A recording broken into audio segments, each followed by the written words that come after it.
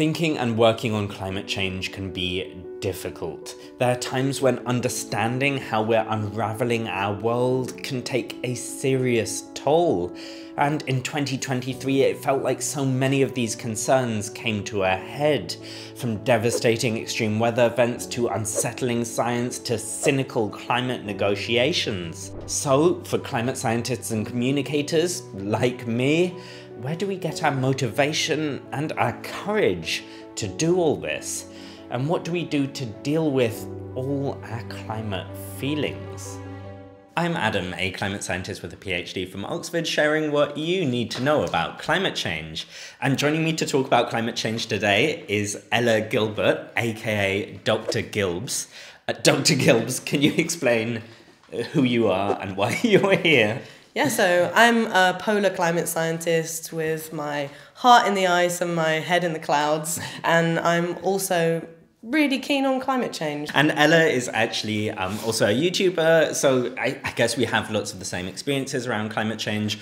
We are normally based in different countries, and so I thought I'd take advantage of Ella being here to talk about, I guess, what happened last year in terms of climate change, how that made us feel, and how we deal with a lot of those feelings. I guess the reason I want to talk about this, especially now, is that 2023 was a particularly difficult year for anyone paying attention to what's going on in the climate. Definitely. 2023 was off the scale for a lot of different reasons. You know, we saw record ocean heat. We saw Antarctic sea ice do a nosedive, unlike anything we've ever seen before. All in all, pretty perfect storm of what was going on. I mean, speaking of perfect storms, there were also extreme weather events after extreme weather events ravaging the globe, really. And then there were also studies, for example, looking at 1.5 degrees, this crucial threshold, and really calling it into question. We're not going to get into that here, because actually Ella is going to get into that in a video on her channel soon, right? Yes, basically, should we give up on 1.5 degrees? Watch this space. So yeah, 2023 really felt like getting hammered by scientific news, and then on top of that, the policy around climate change was also pretty bleak to look at, obviously culminating in COP28, the big climate negotiations at the end of the year. Ella, can you sum up, because I don't want to, why COP28 was a bit of a, what's a polite word for storm? Okay, one, it was run by an oil baron in a state that depends on oil. Number two, it basically did not achieve what we needed it to achieve. In summary, a show. I would say, actually, I think expectations were really low for COP28. I would personally argue it exceeded those rock bottom That is true. expectations. If you set the bar low enough, yeah. you can always be pleasantly surprised. To be fair, yeah, the first day saw the Loss and Damage Fund filled, which is this fund which basically redistributes money to poorer countries to allow them to adapt to the ravages caused by climate change. But then the negotiations stalled. I think for me personally, receiving this, I guess, onslaught of bad news last year definitely took quite an emotional toll. My levels of anxiety, my sense of happiness in the world around me. Are those kinds of feelings things that you've struggled with as well, particularly in 2023? Yeah, definitely. As long as I've been a scientist, I've had this feeling that the scientific evidence is quite overwhelming. But last year felt really intense. There was two particular papers that came out. One about the West Antarctic ice sheet, which is this huge ice sheet in Antarctica, contains about 5 meters worth of sea level rise. This paper suggested that its collapse is inevitable. Not immediately, but over the much longer term. And I found that really depressing. It's funny how, I mean, funny is not the right word, but it's peculiar how even when you're quite desensitized maybe to reading these studies, a particular piece of research can come out which really unsettles you. There was one study last year about the Atlantic meridional overturning circulation. But this particular study was showing that a collapse of this really important ocean circulation can't be ruled out in the near term. And for a long time, I think climate scientists have been slightly reassuring ourselves that, yes, this would have really severe consequences, but yes, it seems really unlikely to happen. And now it seems like there's some cold water poured on the second half of that statement. Good pun. Thank you. Yeah, I think even though we're so immersed in climate science, last year was a particularly tough year to have. Why then do you think we will often get comments accusing us of peddling hope and pushing kind of naive hope-based narrative, when actually often what we're reporting on, I think, is quite depressing? It's so difficult because I think, science has this reputation as being, impartial and cold, hard facts and having no emotional connection. We can have our own personal opinions about it, but we can't then say anything more than the evidence has. That can be really frustrating for people because it's like, well, it's so obvious that this is caused by climate change, or it's so obvious that this is going to happen. But actually, from a scientific perspective, you can't necessarily say that. And that is really frustrating. I totally get that. As a human being, I find that very frustrating. That can make it feel like almost the science is behind the zeitgeist. Maybe the zeitgeist really focuses on these really negative headlines, which absolutely we need to talk about them.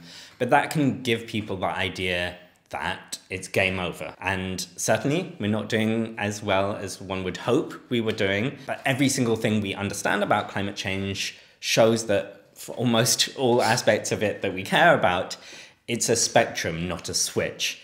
And that means that even though it's worse than we would like to be, and it will get worse as long as we keep emitting, that doesn't mean we've lost control. We have the power to stop or at least limit most aspects of climate change still. And it's that balancing the fact that it's bad news, but it's not hopeless. There's a very difficult thing even in my own head to reconcile. I think often maybe that is also a reason we get accused of things like hopium, because we will point out what's bad while also acknowledging what can still be done to stop things being worse. I often say, every 1/10 of a degree makes a difference, so every action makes a difference. And people still say, no, it's totally futile, we might as well give up. But actually, that in itself is a delay tactic. Climate change is bad enough already. We don't need to make it any worse than it is. And we spend all of our time trying to tell the truth about what's going on. Why would we be trying to hide stuff?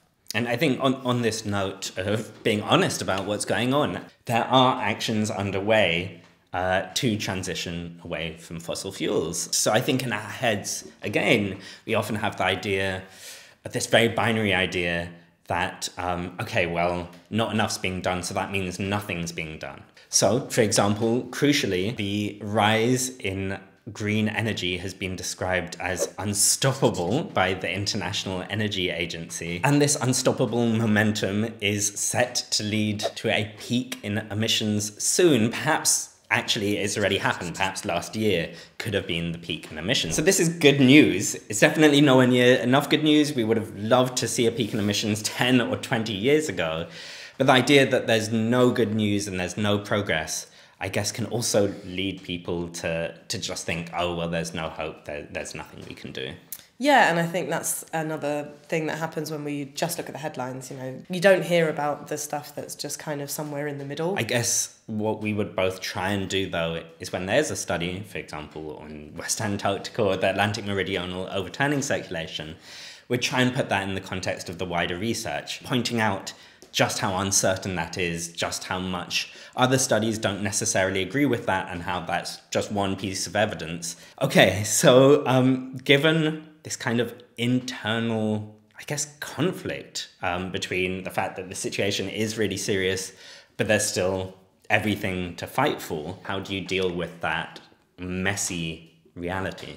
Yeah, it's really hard. I think you can have, you have to turn some of it off sometimes. Something I've taken a lot of inspiration from was when I spoke to Caitlin Norton, who was the lead author on that paper about the West Antarctic. She was talking about this idea of taking courage, not hope, from a situation, and instead of always being hopeful for a good outcome, which is quite passive, being courageous and taking responsibility for our actions, being accountable and doing what we need to do now to make the future better. And I thought that was actually a really powerful way to think about it. I think a lot of people who are watching might have had feelings of climate anxiety themselves, and I would definitely say that self-care has to be a part of caring for the climate as well. And that includes taking breaks from thinking and acting on climate change. Beyond that, acting is also really empowering. This feeling of hopelessness, helplessness